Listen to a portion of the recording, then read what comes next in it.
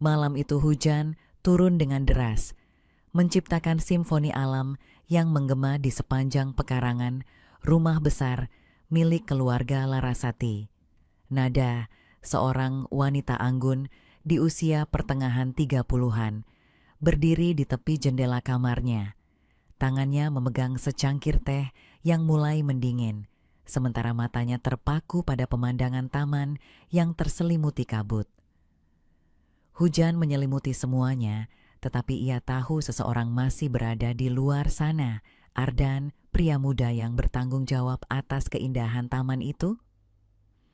Ardan baru beberapa bulan bekerja sebagai kepala tukang kebun di rumah ini. Usianya jauh lebih muda dari Nada, mungkin sekitar pertengahan 20-an. Wajahnya selalu menyiratkan ketenangan, tetapi di balik senyuman itu, Nada bisa merasakan sesuatu yang lebih, sebuah ketulusan yang membuat hatinya terusik. Ia memandang Ardan dari kejauhan dengan perasaan yang sulit dijelaskan, sebuah kombinasi antara rasa kagum dan rasa bersalah. Nada adalah istri dari Bagas Larasati, seorang pengusaha sukses yang jarang ada di rumah. Pernikahan mereka, meskipun terlihat sempurna dari luar, sudah lama kehilangan kehangatan. Tidak ada anak untuk mengisi kesunyian rumah besar itu, dan Bagas lebih banyak menghabiskan waktunya di luar kota untuk urusan bisnis. Rumah megah ini seperti sebuah sangkar emas bagi Nada, penuh kemewahan tetapi kosong dari makna. Saat Nada melamun, matanya menangkap sosok Ardan yang masih bekerja di bawah hujan. Ia sedang memindahkan pot-pot bunga yang mungkin bisa rusak terkena hujan deras. Rambutnya basah kuyup, tetapi dia tetap fokus pada pekerjaannya. Nada merasa hatinya tersentuh oleh dedikasi pria itu. "Ardan, kenapa kau masih di luar?" tanya Nada dari balik jendela. Suaranya cukup keras untuk mengalahkan suara hujan. Ardan menoleh, lalu tersenyum kecil. Dengan sopan, ia menjawab, "Maaf, Bu Nada. Saya hanya ingin memastikan tanaman-tanaman ini tidak rusak." Nada menghela napas. Ia membuka pintu belakang dan memanggilnya lebih dekat. "Masuklah. Kau bisa sakit kalau terus berada di luar." Ardan ragu sejenak, tetapi akhirnya menuruti perintahnya. Ketika ia masuk, Nada menyodorkan handuk padanya. "Keringkan dirimu dulu," katanya dengan nada lembut, tetapi matanya menatap pria itu lebih lama dari yang seharusnya. Ada sesuatu dalam tatapan itu, sesuatu yang bahkan tidak ia sadari sedang terjadi. Ardan mengambil handuk itu dengan sopan. "Terima kasih, Bu. Panggil saja saya Nada, tidak perlu terlalu formal di rumah ini," ucapnya sambil tersenyum tipis. Nada tidak tahu mengapa ia mengatakan itu. Mungkin ia ingin mengurangi jarak yang selalu terasa membentang di antara mereka. Ardan mengangguk pelan. "Baik, Bu. Maksud saya, Nada." Hening sejenak. Nada menyadari betapa tenangnya suasana ketika mereka hanya berdua di dapur. Ia melihat Ardan dari sudut matanya, garis rahangnya yang tegas, rambutnya yang masih basah, dan matanya yang tampak tulus. Ada sesuatu yang berbeda pada pria ini. Sesuatu yang membuatnya merasa dilihat, didengar, meskipun mereka belum banyak bicara. "Kau sudah lama bekerja di sini, tetapi aku merasa kita jarang berbicara," kata Nada, mencoba memecah keheningan. Ardan tersenyum.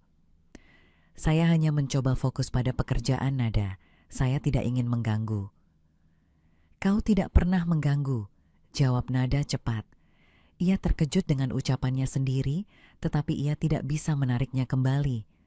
"Maksudku, kau bekerja dengan sangat baik. Itu yang membuat rumah ini terasa lebih hidup." Ardan menatapnya dengan mata yang penuh rasa hormat. "Terima kasih, itu berarti banyak bagi saya." Malam itu menjadi awal dari sesuatu yang tidak pernah direncanakan. Nada merasa ada sesuatu yang berubah. Ada sebuah ketegangan di udara yang tidak pernah ia rasakan sebelumnya. Perasaan yang perlahan tumbuh, meskipun ia tahu itu salah. Ia kembali ke kamarnya malam itu, Tetapi pikirannya terus berputar-putar di sekitar sosok Ardan. Hujan masih terus turun, tetapi bagi Nada, sebuah badai yang lebih besar mulai bergolak di dalam hatinya. Keesokan harinya, suasana rumah besar itu terasa berbeda. Sarah, dengan gaun putih sederhana yang memancarkan kelembutan dirinya, berdiri di beranda sambil memandang taman yang rapi. Pandangannya sesekali tertuju pada Andra yang sedang sibuk menata bunga-bunga mawar di bawah sinar matahari pagi. Ada sesuatu tentang Andra yang membuatnya sulit mengalihkan pandangan. Cara dia bekerja dengan tenang, tangan-tangannya yang cekatan, dan ketulusan yang terpancar dari setiap gerak-geriknya. Sarah mencoba mengalihkan pikirannya. Apa yang kupikirkan? Ini gila, gumamnya, menyadari bahwa seharusnya dia tak terjebak dalam pemikiran semacam itu. Namun, ketika tatapan mereka bertemu sekilas, Sarah merasakan dadanya berdegup kencang dan pipinya memerah. Dia pun segera berbalik, berusaha mengabaikan perasaan yang mulai muncul. Sementara itu, Andra tidak bisa menyembunyikan kebahagiaannya, meskipun dia tahu betul batasannya. Bagi Andra, Sarah adalah seperti bunga indah yang tak bisa disentuh. Dia hanya bisa mengaguminya dari jauh. Tapi pagi itu, saat Sarah berdiri di beranda dan sinar matahari menerpa wajahnya, Andra tak bisa menahan senyuman kecil yang muncul di wajahnya. Ketika jam makan siang tiba, Sarah mengambil keputusan impulsif.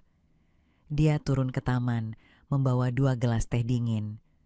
Dengan langkah ragu, dia mendekati Andra yang tengah memindahkan pot tanaman. Andra terkejut melihatnya mendekat, lalu segera berdiri dan menghapus keringat di dahinya. "Ini, untukmu," kata Sarah, menyerahkan segelas teh dingin. Andra memandang gelas itu, lalu menatap Sarah dengan sedikit canggung. "Terima kasih, Bu Sarah, tapi Anda tak perlu repot-repot." Sarah tersenyum. "Tidak apa-apa. Kupikir kamu pasti butuh sesuatu yang menyegarkan setelah bekerja di bawah terik matahari." Mereka duduk di sebuah bangku taman di bawah naungan pohon besar. Sesaat, hanya ada keheningan di antara mereka, ditemani suara angin yang menggerakkan dedaunan. Sarah menatap tangannya sendiri, merasa gugup karena mendekati seorang yang bahkan sebelumnya jarang diajak bicara. "Kamu sudah lama bekerja di sini, Andra?" tanyanya, memecah keheningan. Andra mengangguk. "Sudah hampir 3 tahun, Bu. Saya bersyukur Pak Darwis memberi saya pekerjaan ini. Taman ini seperti rumah kedua bagi saya." Sarah mengangguk pelan. "Kelihatan sekali kamu merawatnya dengan penuh cinta. Semuanya terlihat begitu indah." Andra tersenyum kecil, tapi tidak mengatakan apa-apa. Ada sesuatu dalam cara Sarah berbicara yang membuatnya merasa nyaman. Meskipun dia tahu bahwa percakapan ini mungkin berbahaya bagi keduanya, dia merasa seperti sedang melangkah ke dalam wilayah yang tak seharusnya dia masuki. Namun, rasa canggung itu perlahan memudar. Mereka mulai berbincang lebih santai, membahas tanaman, cuaca, dan hal-hal ringan lainnya. Tanpa disadari, Sarah merasa dirinya tertawa kecil pada lelucon sederhana yang dibuat Andra. Itu adalah sesuatu yang jarang dia rasakan, kegembiraan yang murni tanpa beban. Andra, di sisi lain, merasa seperti sedang berbicara dengan seseorang yang mengerti dirinya, meski hanya untuk sesaat. Waktu berlalu begitu cepat, hingga mereka tidak menyadari bayangan matahari mulai memanjang. Ketika Sarah menyadari hal itu, dia terkejut dan segera berdiri. "Aku harus kembali ke dalam. Terima kasih untuk obrolannya, Andra," katanya sambil tersenyum. Andra hanya mengangguk, menahan dirinya untuk tidak mengatakan lebih banyak. Dia hanya bisa memandang Sarah yang berjalan menjauh, meninggalkan jejak aroma bunga yang lembut di udara. Namun, ketika Sarah mencapai pintu masuk rumah, dia berhenti sejenak, lalu menoleh. "Andra?" panggilnya lembut. Andra menatapnya dengan rasa ingin tahu. "Iya, Bu. Kalau kamu butuh sesuatu, kamu bisa datang padaku," katanya sebelum bergegas masuk ke dalam rumah. Andra hanya terdiam di tempatnya, memandangi pintu yang kini tertutup. Ada sesuatu dalam kata-kata Sarah yang membuat dadanya terasa hangat, meski dia tahu perasaan itu salah. Dalam hatinya, dia mulai bertanya-tanya, apakah Sarah merasakan hal yang sama, ataukah ini semua hanya khayalannya semata? Di dalam rumah, Sarah menyandarkan tubuhnya di balik pintu. Tangannya memegang dadanya yang berdegup kencang. Dia tahu apa yang dia lakukan tadi adalah hal kecil, tetapi dampaknya terasa begitu besar. Dia mulai menyadari bahwa Andra, si tukang kebun muda, telah mengisi kekosongan di hatinya yang selama ini tidak dia sadari ada. Namun, bersamaan dengan itu, muncul rasa takut akan konsekuensi dari perasaan yang mulai tumbuh di antara mereka. Sarah tahu bahwa jalan yang dia tempuh ini penuh dengan duri, tapi di sisi lain dia tidak bisa mengabaikan percikan yang telah menyala di dalam hatinya. Hari-hari berlalu, tetapi percakapan singkat di taman itu terus terngiang di benak Sarah. Meski hanya beberapa kalimat sederhana, obrolan dengan Andra terasa seperti sebuah oasis di tengah gurun emosionalnya. Sarah, yang selama ini menjalani kehidupan monoton di rumah besar itu, mendapati dirinya memikirkan Andra lebih dari yang seharusnya. Ada sesuatu tentang pemuda itu, kesederhanaannya, caranya bekerja, dan senyumnya yang tulus, yang membuat Sarah merasakan kehangatan yang sudah lama hilang dari hidupnya. Andra pun merasakan hal yang sama. Setiap kali Sarah melintas di taman atau beranda, dia tak bisa mengalihkan pandangannya. Namun, dia selalu menjaga jarak. Dalam pikirannya, Sarah adalah sosok yang terlalu jauh untuk digapai, seorang istri dari majikan yang telah memberinya pekerjaan dan tempat tinggal. Tetapi, hatinya mulai menolak logika itu. Ada sesuatu yang tak bisa dia jelaskan, seperti tarikan magnet yang terus mendekatkannya pada Sarah. Pagi itu, Sarah memutuskan untuk kembali ke taman. Dia membawa sebuah buku, tetapi niatnya bukanlah untuk membaca. Ketika Andra sedang sibuk menyirami tanaman, Sarah mendekat tanpa suara. Dia menunggu momen yang tepat. Dan ketika Andra akhirnya menyadari keberadaannya, pemuda itu tampak sedikit terkejut. "Bu Sarah," ucap Andra mengangkat topi jeraminya sebagai tanda hormat. "Ada yang bisa saya bantu?" Sarah menggeleng sambil tersenyum. "Tidak, Andra. Aku hanya ingin duduk di sini sebentar. Taman ini terlalu indah untuk dilewatkan." Andra mengangguk pelan, tetapi dia merasa gugup. Sarah duduk di bangku taman yang sama seperti sebelumnya, menepuk-nepuk permukaannya, seolah memberi isyarat pada Andra untuk ikut duduk. Andra ragu, tetapi akhirnya mengalah pada tatapan lembut Sarah. Keheningan melingkupi mereka selama beberapa saat sebelum Sarah memulai pembicaraan. "Andra, kamu selalu terlihat sibuk di taman ini. Pernahkah kamu berpikir untuk mengambil libur sehari dan pergi ke tempat lain?" Andra tertawa kecil. "Tempat ini sudah seperti rumah bagi saya, Bu. Saya merasa lebih nyaman di sini." Sarah mengangguk meski ada sedikit kekecewaan di hatinya. Kadang-kadang kita butuh waktu untuk keluar dari rutinitas, tapi kurasa kamu benar, taman ini memang istimewa.